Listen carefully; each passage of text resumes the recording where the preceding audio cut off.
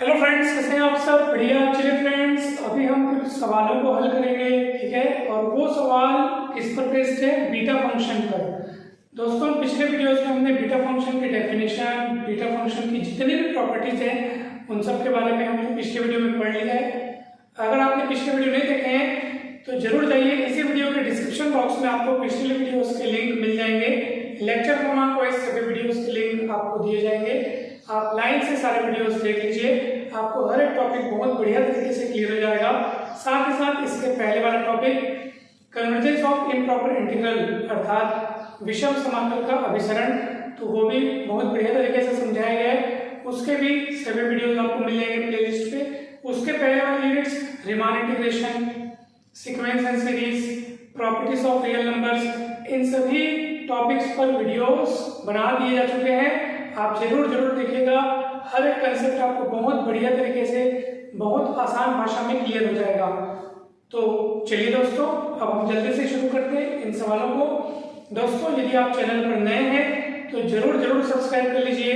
ये चैनल आपको मैथ्स के लिए ग्रेजुएशन के सारे सेमेस्टर्स में तो काम आएगा ही आएगा, साथ ही साथ आगे के कॉम्पिटिटिव एग्जाम्स में भी इस चैनल से आपको बहुत मदद मिलेगी। तो जरूर सब्सक्राइब कर लेंगे। तो चलिए अब हम जल्दी से शुरू करते हैं। इन सवालों को हम सॉल्व करेंगे। बहुत ही सरल सवाल है दोस्तों, देखने में भले ये लग रहा है कि ये कैसे बनेगा, एकदम कठिन लग रहा है, लेकिन जब आप इनको सॉल्व करेंगे ये बहुत ही सरल तरीके से, बहुत ही कम समय में बन जाएगा। तो ध्यान से देखिए। चलिए हम पहला सवाल देखते हैं। यहाँ पे लिखा हुआ है इंटीग्रेशन 0 to इंफिनिटी x की घात 5 इंटू 1 माइनस एक्स अपॉन में 1 प्लस एक्स की घात में 13, ठीक है। और इसको हम देखिए किस तरीके से सॉल्व कर रहे हैं।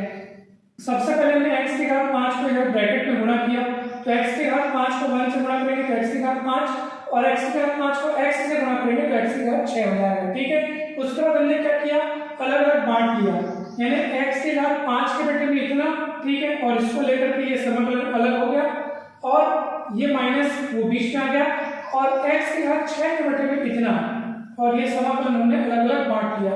बहुत ही इजी स्टेप है, बहुत ही सरल प्रोसेस है।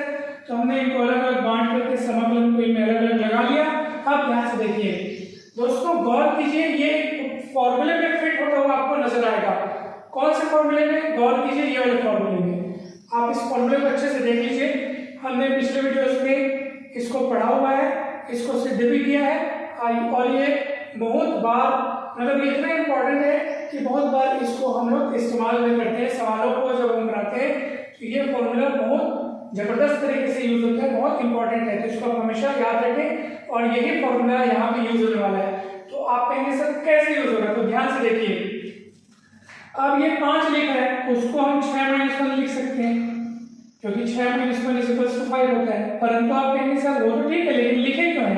क्योंकि सूत्र में देखो x की घात m - 1 है, m - 1, तो उसी रूप में फिट करने के लिए हम इसको 5 को लिखे हैं 6 - 1। तो 6 - 1 को अगर आप m - 1 से कंपेयर करेंगे तो m की जगह पे आपको ये 6 नजर आएगा। तो सीधी सी बात है कि अपॉन में जो 1 प्लस एक्स की घात में 13 लिखा हुआ है, उसको आप, अब देखो ये 13 जो लिखा है, 13 जो लिखा है, उसको आपको m प्लस n के रूप में तोड़ना है। तो m प्लस n मतलब दो संख्या के रूप में तोड़ना है, लेकिन ऐसा तोड़ना है कि देखो, अब आप ऊपर m के रूप में 6 को देख चुके हो, ऊपर जो है m, उसमें आप m के रूप में 6 को देख चुके हो, इसलिए नीचे में भी m के स्थान पर 6 ही लिखना चाहिए। तो m के रूप में आपने 6 को लिखा।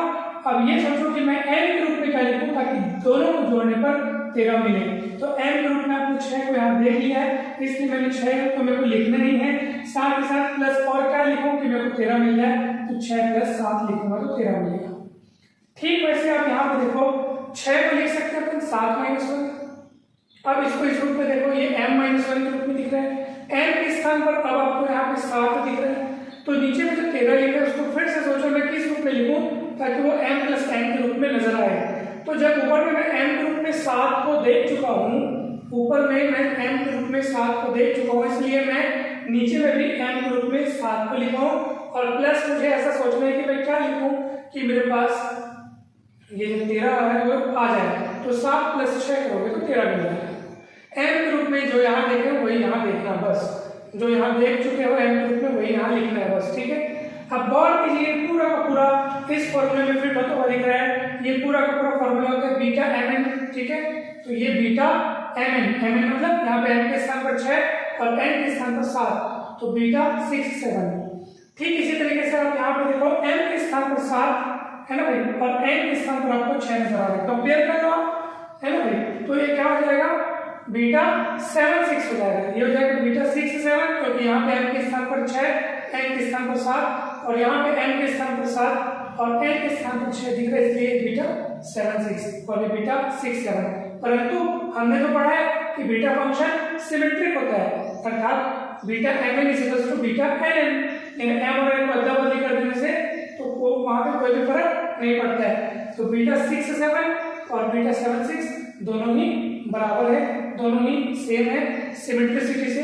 बीटा फंक्शन की सिमेट्रिसिटी है, बीटा फंक्शन की सममिति है, बीटा mn और बीटा nn दोनों बराबर होते हैं, इसलिए बीटा 6 7 और बीटा 7 6 दोनों बराबर होंगे। और बराबर होने के नाते क्योंकि एक प्लस में और एक माइनस में कट के 0 हो जाएगा, ठीक है। तो इस तरीके से इसका आंसर आ गया 0। अब बताइए इसमें क्या कट रहे हैं, कितना सरल सिंपल जबरदस्त सवाल है, परीक्षा में अभी आ जाएगा तो निश्चित रूप से आपसे बन जाएगा। ठीक ऐसे ही दूसरा सवाल है, इसमें भी हमने क्या किया है, ये x की घात 4 को अंदर गुणा कर दिया, x की घात 4 x की घात 4 और x की घात 4 को x की घात 5 से गुणा करो तो x की घात 9, फिर हमने अलग अलग बांट लिया, इसके बदले में इसको लिख लिया, समाकलन अलग से लगा लिया, फिर प्लस है तो प्लस लिख लिया बीच में और x की घात 9 के बदले में इतना और समाकलन उसमें अलग लगा लिया। फिर सेम टू सेम आपको यहाँ पे काम करना है, 4 को लिख सकते हैं 5 -1, 4 को लिखा मैंने 5 -1। अब इस 15 को मेरे को ऐसे दो भागों में तोड़ना है। अभी देखो सूत्र से कंपेयर करो तो m के स्थान पर अब देखो 5 लिख रहा है, सूत्र में x की घात में m-1 आता है, इसलिए मैंने जानबूझकर इस 4 को लिखा 5 -1 ताकि मैं इसको इस रूप में देख सकूं और m के स्थान पर मुझे 5 नजर आ रहा है, इसलिए इस 15 को मैं ऐसे दो भागों में तोड़ूंगा कि मुझे इसका तो 5 चाहिए क्योंकि ऊपर मैंने m के रूप में 5 को लिख रखा है, इसलिए नीचे में m के रूप में मेरे को 5 को ही लिखना पड़ेगा, है ना भाई। तो m के रूप में जब आप 5 को लिख रहे हो तो बचेगा कितना, तो जितना भी बचेगा इतना ध्यान रखिएगा कि दोनों का जोड़ 15 आना चाहिए। तो 15 में से 5 जब लिख चुके हो तो बचेगा कितना 10। अब इधर 9 लिखा है, 9 को लिख सकते हैं 10 -1। अब m के रूप में आप किसको देख रहे हो, 10 को देख रहे हो, तो नीचे में जो भाग में 15 लिखा है उसको ऐसे दो भागों में तोड़ेंगे जिसमें से एक भाग 10 होगा, क्योंकि m के रूप में अपन 10 को लिख चुके हैं, इसलिए m के रूप में यहाँ पे भी 10 रहेगा। और अब 10 में कितना जोड़ेंगे 15 आ जाएगा, तो 10 + 5 = 15। तो गौर से देखो तो ये पूरा का पूरा इस फॉर्मूले में फिट हो चुका है। यहाँ पे आपको m के स्थान पर 5, इधर तो m के स्थान पर 5, यहाँ पे भी देख लो है ना भाई, और n के स्थान पर क्या है 10 है, तो कुल मिलाकर फॉर्मूला बन जाएगा बीटा 5 10 का। ठीक वैसे ही यहाँ पे आप देख लो m के स्थान पर आपको 10 और n के स्थान पर आपको 5 नजर आ रहा है, तो ये फॉर्मूला बन जाएगा बीटा 10 5 का, ये फॉर्मूला बना है बीटा 5 10 का, ये फॉर्मूला बना है बीटा 10 5 का। कहाँ से ये फॉर्मूला अपन पढ़े पिछले वीडियोस में, जरूर देखिएगा, ठीक है। अब सुनिए, हम तो जानते हैं कि भैया beta nm = beta mn, beta nm = beta mn, यानी कि m और n को अदला बदली करने से कोई फर्क नहीं पड़ता। तो बीटा 5 10 और बीटा 10 5 दोनों बराबर है, इसलिए मैं किसी एक को लिख करके 2 से गुणा कर देता हूँ, क्योंकि 2 बार है, एक बार 2 बार, क्योंकि आखिर दोनों सेम है। ये बीटा 5 10 और बीटा 10 5 दोनों क्या है बराबर है, तो मैं इसको लिख करके सामने में 2 से गुणा, या यूँ समझिए कि बीटा 10 5 की जगह मैंने बीटा 5 10 लिखा क्योंकि बराबर है इसलिए, और बीटा 5 10 एक बार बराबर 2 बार बीटा 5 10, ठीक है। तो 2 टाइम्स बीटा 5 10 हुआ। अब देखिए यहाँ पर m और n के रूप में आपके पास 5 और 10 दिख रहा है क्रमशः, और दोनों ही पॉजिटिव इंटीजर है। ऐसी स्थिति में है ना, हमने बीटा फंक्शन का जब मूल्यांकन पढ़ा था तो उसमें हमने उसका फॉर्मूला जब डिराइव किया था, पिछले वीडियोस में आप जरूर देखिएगा, तो उसमें हमने 3 केसेस के बारे में पढ़ा था। पहला केस जब केवल n पॉजिटिव इंटीजर हो, दूसरा केस जब केवल m पॉजिटिव इंटीजर हो, और तीसरा केस जब m और n दोनों ही पॉजिटिव इंटीजर हो। तो यहाँ पे दोनों ही पॉजिटिव इंटीजर दिख रहे हैं, 5 और 10 आपको दिख रहे हैं, तो यहाँ पे कौन सा फॉर्मूला हम लगाएंगे, तो ध्यान से देखिएगा। तो मैं यहाँ पे फॉर्मूला लिखता हूँ। देखो जब दोनों ही पॉजिटिव इंटीजर होते हैं तो दोनों कौन कौन, m और n है ना भाई, तो बीटा mn इक्वल्स होता है factorial m-1 into factorial n-1 upon factorial m plus n-1। तो ये फॉर्मूला आप लोग ध्यान रखिएगा और इसी फॉर्मूले का हम लोग यहाँ पे इस्तेमाल किए हैं। m के स्थान पर 5 नजर आ रहा है, n के स्थान पर 10 नजर आ रहा है, सूत्र में मान रख दिए तो m के स्थान पर आप 5 रख दिए तो फैक्टोरियल 5-1, ठीक है। और यहाँ पे आप n के स्थान पर, ठीक है, n के स्थान पर आपने 10 रख दिया, ठीक है, क्योंकि m के स्थान पर 5 और n के स्थान पर हमको 10 दिख रहा है, तो फैक्टोरियल 5-1। यहाँ पे n के स्थान पर आप 10 रखेंगे तो फैक्टोरियल 10-1 और अपॉन में देखो फैक्टोरियल m प्लस n-1 यानी कि फैक्टोरियल 5 प्लस 10-1 इस तरीके से। फिर आप इसको सॉल्व कर लो, ये 2 गुणित हो जाएगा फैक्टोरियल 4, फैक्टोरियल 4 मतलब 4 दिया 12 दूनी 24, फैक्टोरियल 10-1 तो उसको मैंने फैक्टोरियल 9 रहने दिया क्योंकि वो नीचे से फिर कटने वाला है, देख सकते हैं। अब देखो फैक्टोरियल 5 प्लस 10-1 यानी कि 5 और 10 15, 15 - 1 14, तो क्या बचेगा बताइए। अब देखो फैक्टोरियल 14 को हम लिख सकते हैं 14 इंटू 13 इंटू 12 इंटू 11 इंटू 10 और उसके बाद आप लिख दो फैक्टोरियल 9 क्योंकि ऊपर से कट जाएगा। फिर आप इसको नीचे सॉल्व करो दोस्तों, ठीक है। तो इस पूरे को आप जब सॉल्व करोगे देखो किस तरीके से सॉल्व होगा। ये 12 यहाँ पे कट के हो जाएगा, ठीक है, मैं आपको बता देता हूँ कैसे सॉल्व होगा।